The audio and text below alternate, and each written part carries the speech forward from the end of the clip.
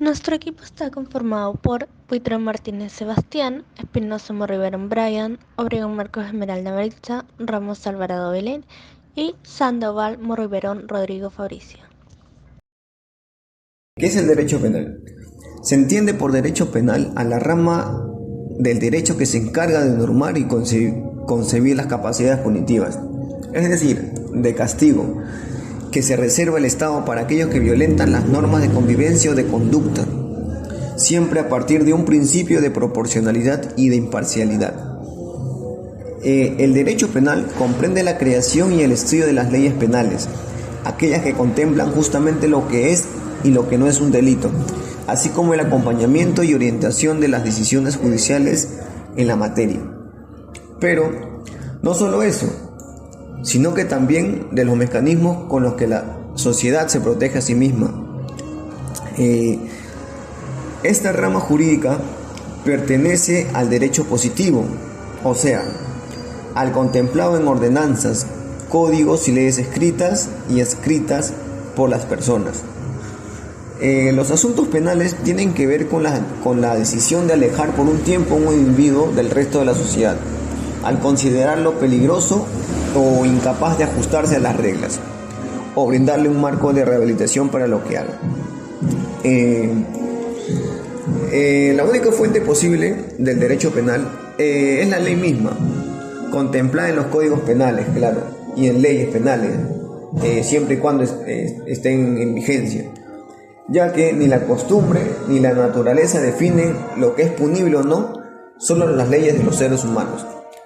En conclusión, el derecho penal es el conjunto de normas de derecho público que estudia los delitos, las penas y medidas de seguridad aplicables a quienes cometen un hecho punible, con la finalidad ¿de qué? De proteger los bienes jurídicos fundamentales de la sociedad y qué más, y de los individuos. El derecho penal está dividido en dos aspectos, el aspecto de carácter objetivo y de carácter subjetivo. Bueno, vamos a explicar de qué tratan los dos aspectos. Empecemos con el objetivo. El carácter objetivo se le dice debido a que su enfoque en la regulación de la conducta criminal y la imposición de sanciones está basado en criterios establecidos por la ley. Por ejemplo, tiene el aspecto de regulación basada en la ley, como ya habíamos mencionado, que se basa en leyes escritas que definen los delitos y sanciones, y estas leyes se aplican de manera consistente por parte de tribunales y autoridades. También tiene el principio de legalidad, el cual establece que nadie puede ser condenado por un delito que no esté definido ante la ley. También tiene el debido proceso, el cual nos dice que las personas acusadas tienen derecho a un juicio justo, asistencia legal y la oportunidad de presentar pruebas en su defensa. Todo lo que acabo de mencionar es por lo cual se le denomina de carácter objetivo. También mencionaré por qué se le dice al derecho de carácter subjetivo. Bueno, es considerado de carácter subjetivo debido a que en ciertos aspectos la interpretación y la aplicación de la ley pueden variar según las circunstancias, los jueces y las normas sociales. También podemos decir que es la facultad que tiene el Estado de crear o aplicar determinadas sanciones a las personas que infringen el derecho penal objetivo. El derecho penal como medio de control social es fundamental debido a que éste se encarga de regular las relaciones entre sus miembros y proteger la convivencia humana en comunidad, reconociendo que las personas dependen mutuamente de la interacción y el apoyo dentro de su entorno para subsistir y prosperar. Siguiendo todo esto, ahora les platicaremos sobre el control social. Primeramente, el control social se podría definir como un conjunto de estrategias, mecanismos, sanciones sociales e incluso instituciones que tienen como finalidad promover y garantizar el sometimiento del individuo bajo los estándares y normas sociales. Normalmente el ciudadano las aprende y practica de manera inconsciente. Bien, ahora, ¿cuál es su finalidad? La finalidad esencial del control social es lograr mantener y asegurar la sana convivencia de los individuos que la conforman. Esto no se basa en solo poner límites a la libertad humana y las acciones, sino también cumple la función de socializar a los miembros. Ahora, como vemos, el objeto del estudio del control social es doble.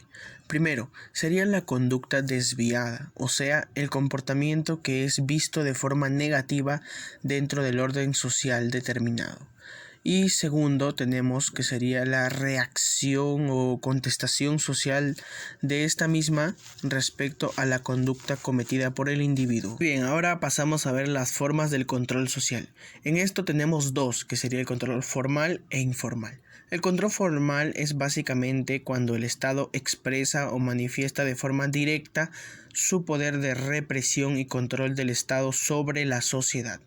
Incumplir alguna de estas leyes o normas conlleva pues sanciones penales. Algunos ejemplos de control formal sería la policía, los tribunales de justicia, las fuerzas armadas y el mismo derecho penal. Y por otra parte tenemos al control informal, que vendría a ser aquel que se aplica en virtud a reglas no positivizadas, o sea, reglas no escritas, pero que se asumen de forma inconsciente y moral por el colectivo como justas. Estas pueden ser normas, valores, costumbres heredadas mediante generaciones. Estas costumbres suelen ir variando y modificándose de acuerdo a las circunstancias actuales.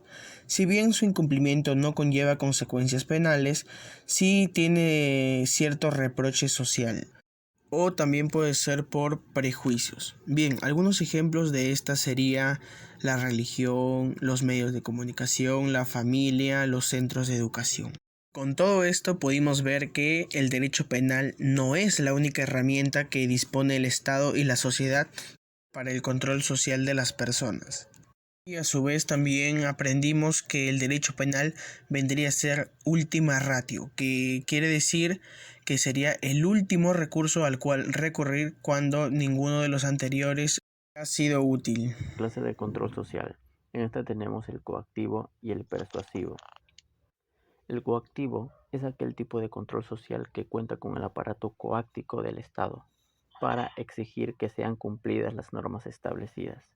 El persuasivo es aquel que induce a los integrantes del grupo a adecuarse a las normas establecidas. Bueno, por su contenido se divide en tanto interno como externo, como también grupos primarios y grupos secundarios. En los grupos primarios tenemos, por ejemplo, los familiares o un grupo de amistades, ¿no? En los grupos secundarios tenemos, por ejemplo, trabajadores de una empresa, organismo o institución. Bueno, también, por ejemplo, en el ambiente de control se entiende como el clima de control que se gesta o surge en la conciencia individual y grupal de los integrantes de una agrupación por la influencia de la historia y la cultura de la entidad y por las pautas dadas por la alta dirección en referencia a la integridad y valores éticos. En cambio, la desviación social es la no conformidad a una norma o a una serie de normas dadas, que son aceptadas por un número significativo de personas de una comunidad o una sociedad. Bueno, como conclusión, o mejor dicho, referente, ¿no?, a todo lo visto anteriormente, podemos lograr ver y comprender que en nuestra sociedad no siempre el derecho penal, que vendrían a ser las penas o castigos con coacción, son siempre la primera o única solución. Podemos ver también esta misma en la que vivimos crea y modifica nuevas formas o métodos para lograr así el bien común. Si bien las normas y costumbres llegan muchas veces a ser útiles para controlar las masas, muchas otras veces es requerible el castigo mediante sanciones o penas legales.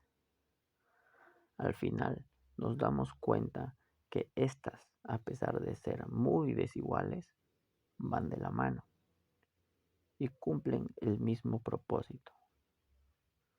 Una es la advertencia a no incumplir las reglas y la otra, como última ratio, es la consecuencia de haberlo cometido.